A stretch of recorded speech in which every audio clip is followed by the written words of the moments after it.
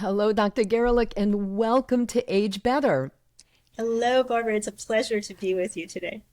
So, the world is really so sad right now because not too long ago, the world lost Dr. Ruth. And I know she was just such a spark of light and life in so many ways and for so many years. So many of us kind of grew up hearing about her or were already adults like me when she became quite famous. And she became quite famous only when she was about 50. But I asked you to come onto the show because you wrote this really great article about meeting Dr. Ruth about 30 years ago, and you interviewed her for what it turned out to be your first magazine article. What was the magazine that it was for?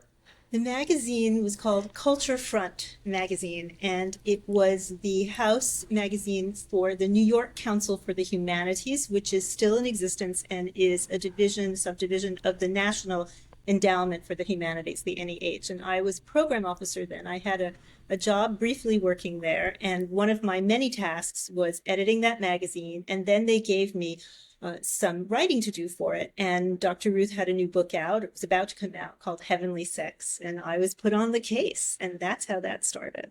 Oh, that's really, really wonderful. And you were very lucky to have that kind of time with her because, as you also said in your article, she really started to kind of delve a little bit into your personal life, like who you dating, are you dating, how are you dating, especially. So we do want to hear about that. What was your experience meeting her at that time, 30 years ago?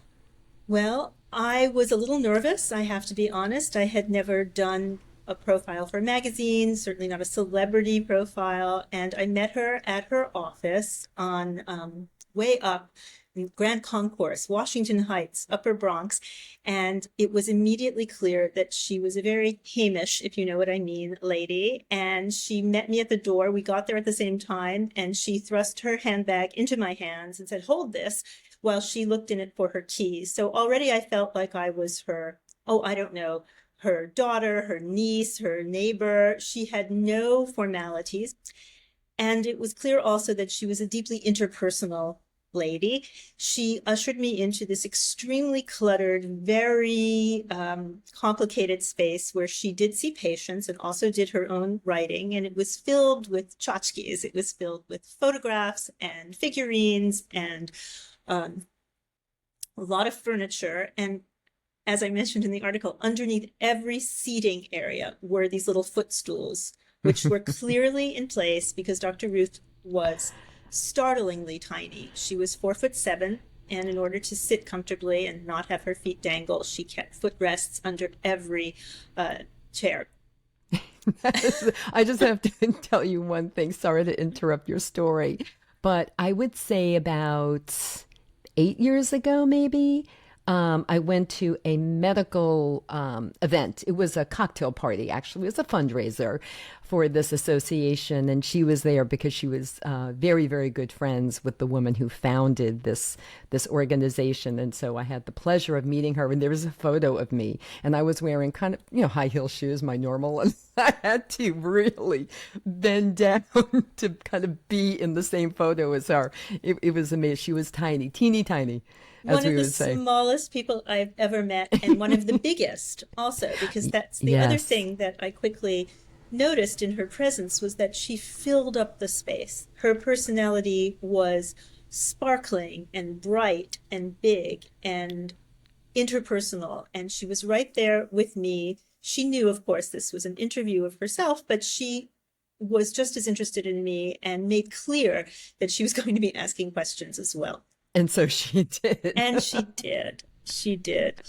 Do you have like one memorable moment of your time that you spent with her?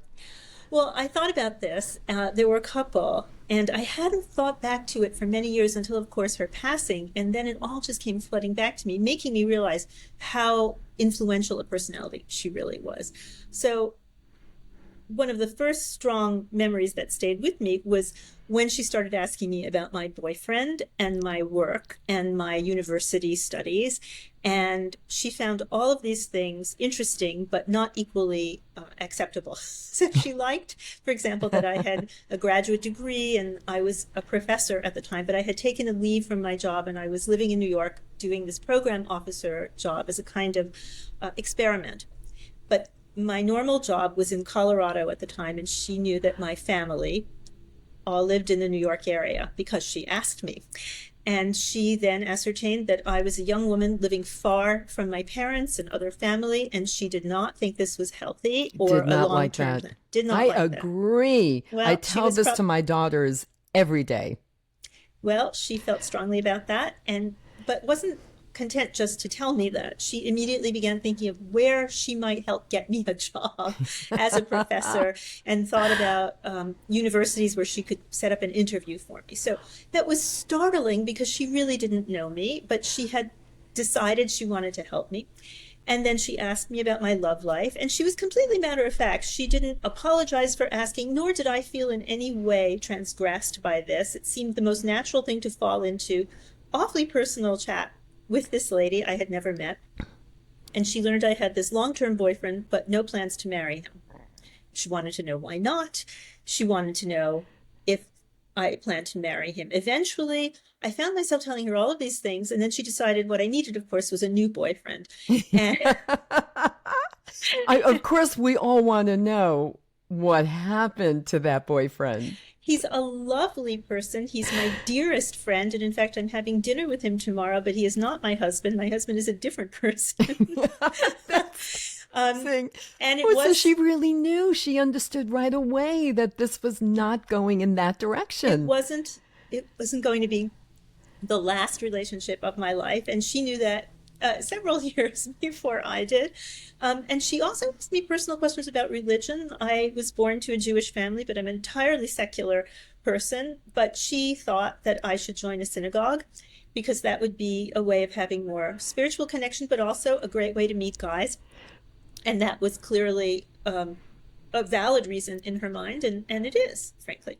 So Yes, that and you was, even, in the article in the New York Times, you even mention the synagogue that she proposed to you, which I have to tell you, 30 years, well, I've been married for 31 years, so let's say 35 years ago when I was still dating, because, I met my husband and we got married a year later, so it was very quick. But so like 35 years ago, it was, I'm a New Yorker, it was considered the place to meet a nice Jewish guy, for sure. B'nai Jeshurun Yes. is the synagogue in question, and I mentioned it specifically in the Times because I knew New York readers would recognize it, Right away. especially Jewish New Yorkers, and that was famous for a place to meet, a progressive synagogue. So, yes. It's really so great. How did she make you feel? Like, I'm so curious when she was, kind of forcing you in a loving way, in a fun way, probably humorous way, as she was wont to do, to talk about all these personal things. How did that make you feel at that time?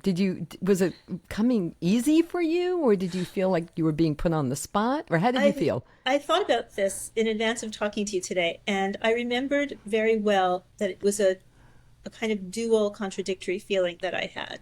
I was surprised because I didn't expect so much interest and personal depth on my side in this conversation. And I'm a very open person on personal details. That's fine with me. That didn't bother me in the least. But I was concerned that maybe this was not professional, that I should veer the conversation back to her. But I also remember distinctly having this feeling like falling into water, like, okay, we're doing this. This is who she is. And I felt a kind of affection, almost even a protective affection for her. I didn't want to in any way disturb her preferences. And I remember thinking, I'm now just in the presence of someone who will steer this car, and I'm giving it over to her. Yeah. Yeah, go with the flow. And you Yes, did. I And you did. did. So she really did have an impact on you. Would you say that conversation with her, let's first take the personal, the boyfriend conversation. Do you feel that really was important to your ultimate decision to not continue along that path with him? Did that start something in your mind? It did not start something, but in the way that good therapy works, it confirmed something. And I did find myself going back to that conversation in the years following when I had a decision to make. Mm-hmm. So definitely it planted some seeds. Mm-hmm. And it also resonated with me a little while later when I ultimately met my future husband. I was talking with a relative of mine, an older uncle of mine, and we were talking about uncles a moment ago, in fact, off camera. And I was thinking aloud with my uncle, beloved man, about whether I should marry that new boyfriend. And he said, "Come on, be happy this way." And that reminded me of Dr. Ruth. There was Yeah. a kind of obvious, commonsensical, family-like interest in just seizing the moment, enjoying your life. And I And think not there was deep thinking right, too not much. overthinking, Not not overthinking. overthinking. Yeah. Yeah. I'm also curious about the professional conversation that you had. Like she wanted to set up some appointments at universities and the like. Did anything come from that? Not that particular thing, but Mm-hmm. it did wind up that I made my way eventually home to New York City, where I ultimately did find a professor job. I've moved around since then, but as it happens, I am returning to a new job that will put me permanently back in my hometown of New York City, in fact, in a few weeks. And so the importance of that has always been clear to me. Yeah, And it tell us a probably, little bit about that. I mean, I did talk about that briefly in the introduction to this episode, but just tell us about that because that's so exciting.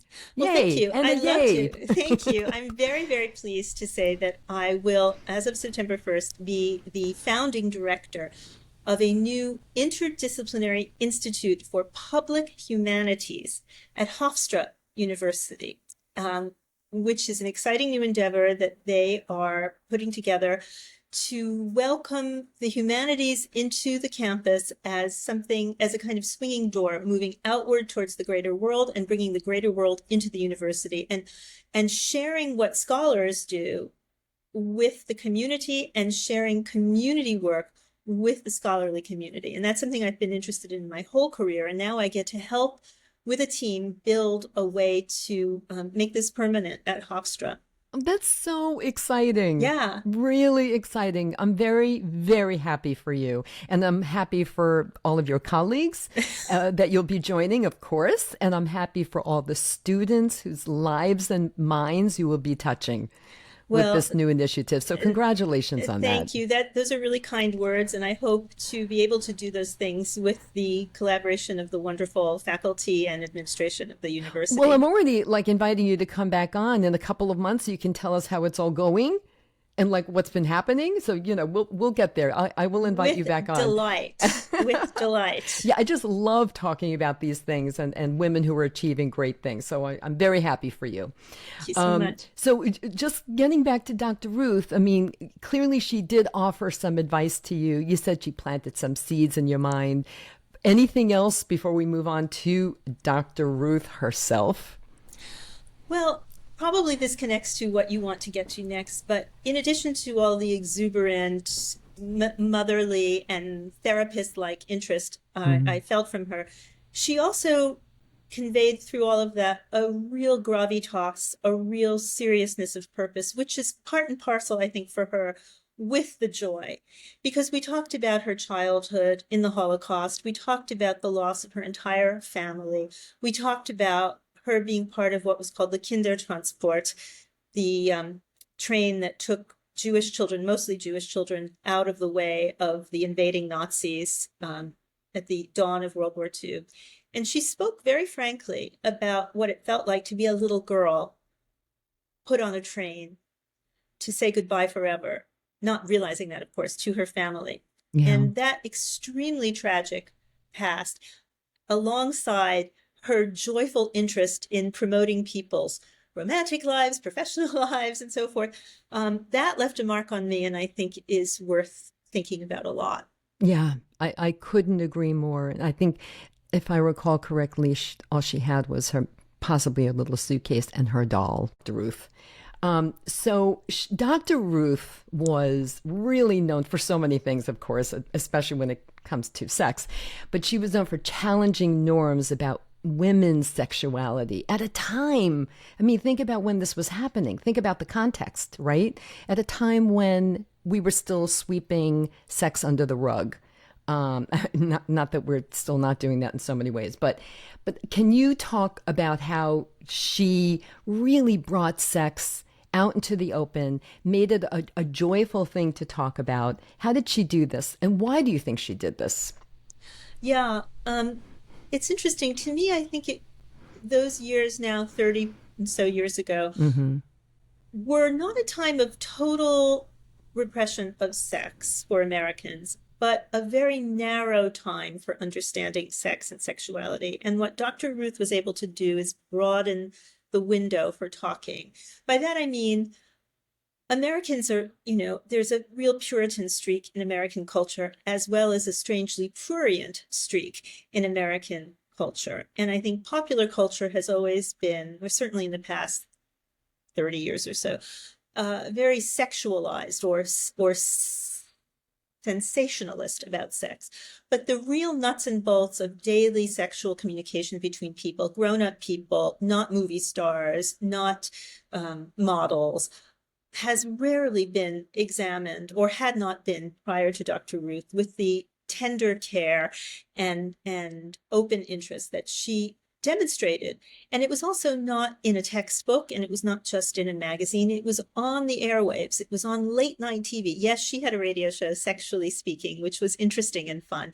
And she had a television show, more than one. But she also made it her business to appear on late night talk shows with people like David Letterman and Johnny Carson, who certainly did not expect this little lady to start talking about orgasm and masturbation. They would have starlets on, and there would be a lot of innuendo and so forth. But this was a way of, I think Dr. Ruth's biggest talent, I think one of the things she understood so well, was that she could normalize, humanize, and add humor to matters of sexuality in a way that bypassed not only the censoriousness of puritanical culture, but also sometimes the sexism and the ageism of popular culture. Yes. And she did that really rather brilliantly. Yeah, she really was brilliant. And I'm laughing because after she passed away a few weeks ago, there were some things on social media, like little snippets of when she was on some of the late night shows, like you mentioned, Letterman, and they just were so funny, like burst out laughing, funny, where they were so shocked to hear what she was actually saying. You could see them blushing, like just really incredible. So in your New York Times article, which by the way is called The Irony of Dr. Ruth, and there will be a link to it in the show notes, everyone, if you have not yet read it, you wrote, and I quote, "Being a sex educator, though, would never have sufficed to create all this fame. Dr. Ruth owed her celebrity precisely to the incongruity she embodied, which disarmed audiences, distracting them from the discomfort and embarrassment that sex talk can provoke, especially in America, as you just pointed out." So it seems as though disarming people around her with all these incongruities helped her to talk about these sensitive things like masturbation and orgasm and clitoris and so on and so forth, and put people at ease about it. Anything more you want to add to that? Yeah, all of that is absolutely true. She was the physical vessel that she was born into. Her God-given physical self was so at odds with what the content of her professional life represented that it drove people to laughter. And irony or incongruity is when expectations meet surprise, right? Yes. And she knew every room she walked into, she created that even before she said anything. But then she would say things. And not only did she have an expert's opinion and vocabulary about sexology, she also had that accent and that very high voice. High-pitched voice, yes, the a little squeaky. Voice with the old world accent. Yes. Was so also startling, disarming. that it only enhanced the effect. And I would argue that Dr. Ruth was really an actress, that she was a theater person at heart. She wasn't playing a role, she wasn't false in any way, but she was very well aware of what actors call their instrument, her voice, her physical presence, and she did. And her timing, I think, was Oh, really her impeccable. timing is She had every a bit. she had a humorist timing. She understood her audience. And if you go back and watch her on David Letterman, who is famously sort of ill at ease about certain topics and very sort of buttoned up Midwestern, he is just tripping over himself trying to say the right thing. And he winds up saying some very witty things too. Johnny Carson, same thing, who also would be quite, he would use a lot of innuendo with beautiful young actresses. Right. But when a lady like Dr. Ruth was parrying with him, he really was somewhat at a loss. And it's delightful to watch. And If you haven't yet ever seen them, I'm sure you have, but this would just be a really great reminder of her impeccable timing, her ability to disarm, and her sense of humor. So really, you know, her superpower was her humor, right? She made people laugh, as you pointed out, even when she just walked into her room, and then started discussing these things. I also want to read another passage from your really terrific article you wrote. In retrospect, it's worth asking, what exactly, and this to me was really important, Dr. Garelick, what exactly was so funny about an older woman talking about sex with precision and frankness? Dr. Ruth was already over 50 when she became an iconic radio and TV personality, well past the age of pop culture sexual viability for a woman of the time. And then you go on to write, speaking of for women's and older people's sexual pleasure is a quietly radical stance. How often, really, do we encounter depictions of mature sexuality, especially in women, in television or film?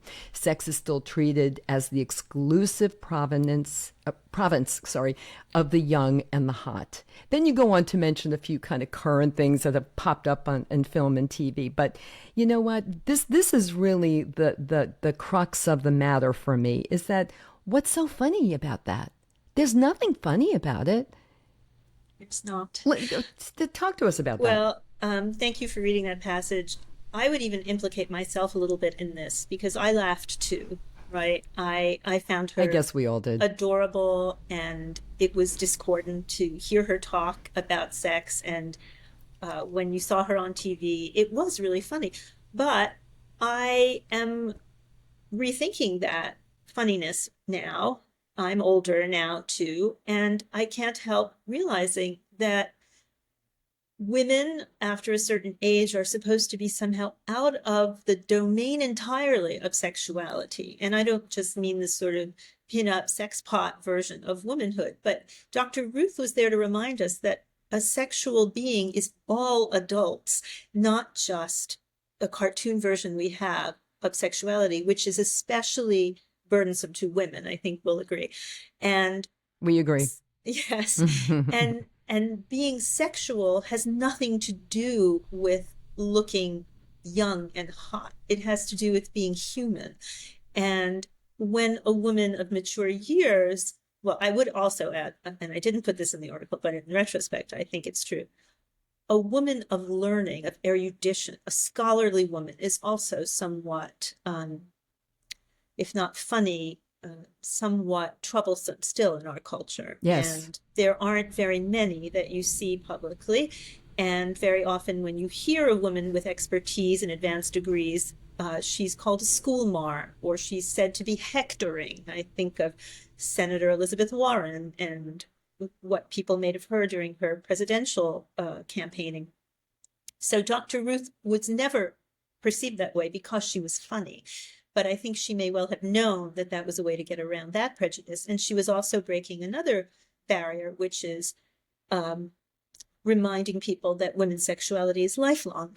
And she also did that for men as well. She talked a lot about middle age and late life sexuality. She wrote books about it, and she was very knowledgeable. But it was also a visual reminder that knowledge, expertise, and sexual vitality have nothing to do with age. Mm-hmm.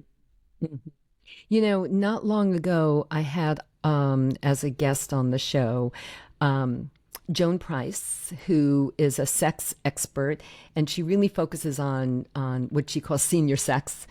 People over 60 and the like, over 70. She herself is close to 80, if she isn't 80 already, and she's vibrant and happy and talks about her sex life openly and willingly, and it did amazingly well on YouTube. Like 500,000 people have already downloaded in a very short amount of time.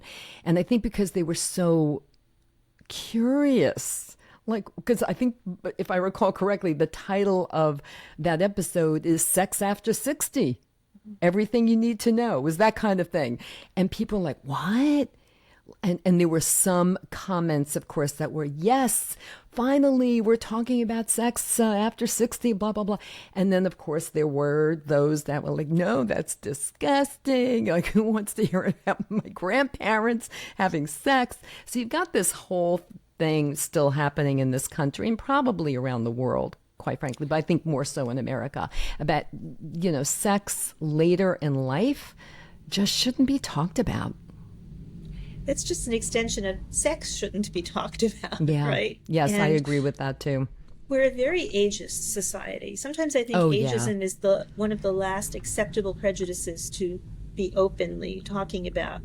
Dr. Ruth, in one of her books, and probably more than one, said a very interesting thing. She said, growing up in a Jewish family in pre-war Germany, her family was more European than it was Jewish. And what she meant by that was the European tradition of, especially Catholic or Christian tradition, would not have you talk very openly about bedroom matters. But the Jewish tradition is at odds with that. The Jewish tradition has always talked about sexuality as a normal, healthy part of marriage, of course. Right. And that part is traditional. But she wanted to flip that script and said that she wanted to focus more on the Jewish aspect of her background, in which sexuality, including for women, is celebrated and a normal and a required part of marriage. Certainly, it's the husband's duty in the Jewish tradition to satisfy his wife, and that's considered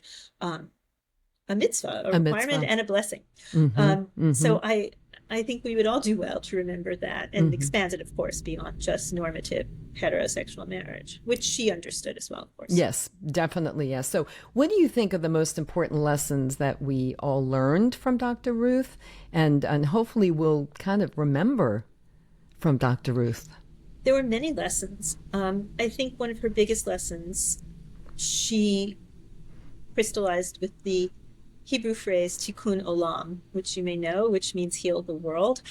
And she felt it was everyone's duty to do that. And having lived through the tragedies that she did, she devoted her life to helping people have joyous, communicative relationships all through their lives. And so I think if she has one key lesson, it's that we have to use every bit of our lives and not write any part off, and not be afraid to talk frankly about what we need and challenges that we might encounter, and to be joyful even in the face of sorrow or fear. And especially now, I think the world has changed even a little bit since I wrote that article. I feel a little bit more hopeful. Yes, it's only been a couple of weeks, and oh boy.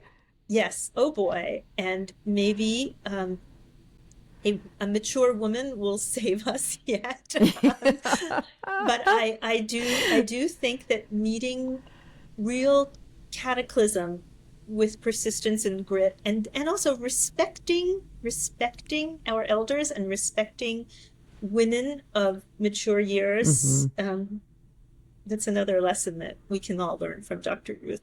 Absolutely. Did you ever have the opportunity to meet her again in real life? Sadly, no. And I weirdly always thought I might, just because many people I know have met her.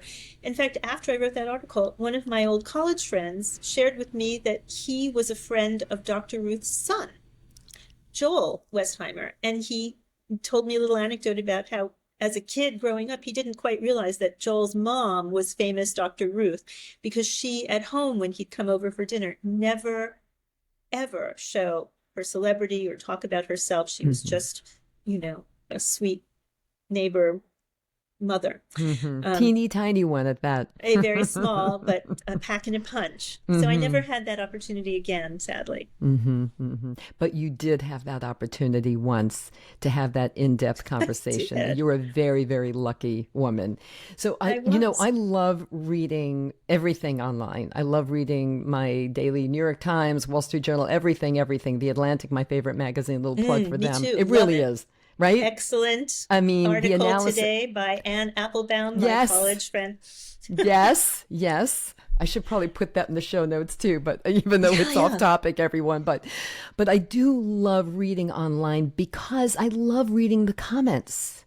I love reading comments of articles that I found, really intriguing to see, well, what do other people think about this?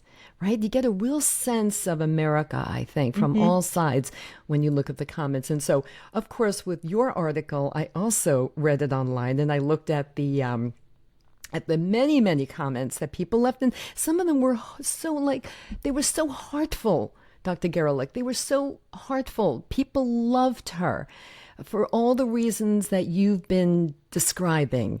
And they learned from her, again, in the ways that you described. And we miss her already. I mean, she's a great loss to the world. She truly was a bright spot in this world. But I do want to read this one comment that I thought kind of summed up a lot of how we view Dr. Ruth. And here it is.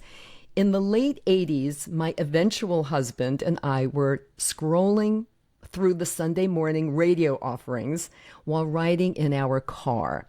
We landed on Dr. Ruth. Dr. Garelick is correct. Dr. Ruth's age and accent captured our attention. Her words froze us to the show. Long after reaching our destination, we sat in our car, gape-mouthed, and listened. She said the word clitoris. On Sunday morning, no less. Yes. It became our favorite thing to tune into on Sundays thereafter. So there you have it. She just really wow, I can't believe that woman just said that on the air and on a Sunday morning. But then when you did see her visually on a late night talk show, for example, or her own TV show, or in a room at an event when she's giving a talk, she did disarm, and that really was her superpower. Disarm, and then make us laugh, make us comfortable, and then educate us. Right? It's a kind of genius. Yes. Genius. Real genius. Yes. So this was, Dr. Garelick, so wonderful. Really, I could not wait to have this conversation with you. As soon as I read the article, I knew I just had to talk this through with you. I mean, someone who really spent that much kind of deep time with her. I really enjoyed this conversation so much. Are there any little takeaways you really want to make sure the Age Better audience remembers from our chat today about Dr. Ruth? I think we could all remember that this is a lady who lived to 96 and used every last minute of her blessedly long life. And it's a wonderful reminder that old age can be fabulous. And she is my new role model for that. Yes, and mine too. And mine too. Thank you again. And I know that you will be back. With pleasure. Thank you, Barbara.